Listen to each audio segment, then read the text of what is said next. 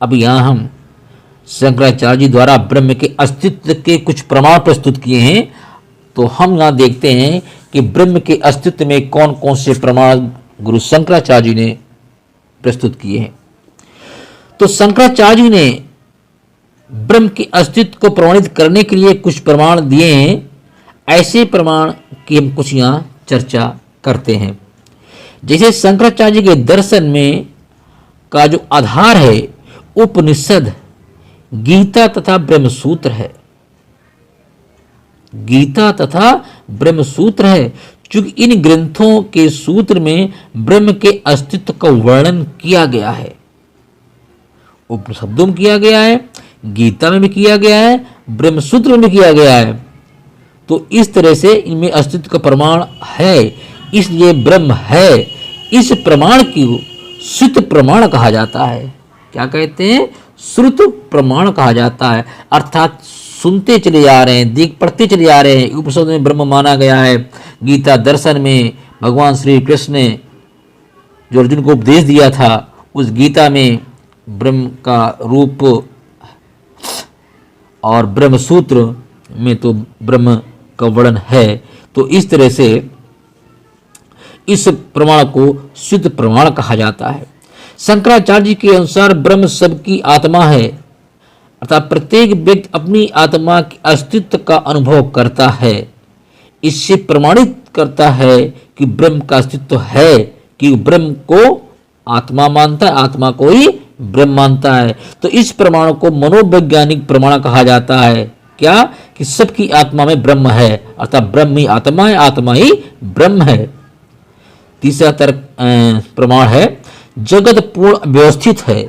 जगत पूर्णतः व्यवस्थित है। अब प्रश्न ये उठता है कि व्यवस्था का क्या कारण है? ये सृष्टि चल रही, व्यवस्था चल रही है, सब नदी झील तालाब पेड़ पौधे खेती बाड़ी सृष्टि सब चल रही है। तो प्रश्न उठता है कि व्यवस्था का कारण क्या है?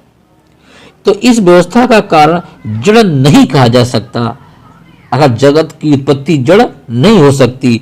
तो इस व्याख्या का एक चेतन कारण है। इस व्यवस्था का क्या है? एक चेतन कारण है। इस सृष्टि को, इस जड़ को चलायमान रखने के लिए क्या है? एक चेतन कोई कारण है, वही चेतन कारण ही ब्रह्म है। इसे प्रयोजनात्मक प्रमाण भी कहा गया है। निष्ठ है, अगले बात करते हैं प्रमाण की। तो ब्रह्म ब्रह्म धातु से बना है, जिसका अर्थ है वृद्धि। ब्रह्म ही से संपूर्ण जगत की उत्पत्ति हुई है। जगत के आधार के रूप में ब्रह्म की सत्ता प्रमाणित होती है। यह तात्विक प्रमाण कहा जाता है। कौन सा प्रमाण है? कि ब्रह्म से ही संपूर्ण जगत की उत्पत्ति हुई है, इसलिए जगत का आधार ब्रह्म है। और अगला जो प्रमाण है, यानी कि चौथा या पांचवा प्रमाण है कि ब्रह्म के अस्तित्व का सबसे सरल प्रमाण अनुभूति है। वह अप्रोच अनुभूति के द्वारा जाना जाता है।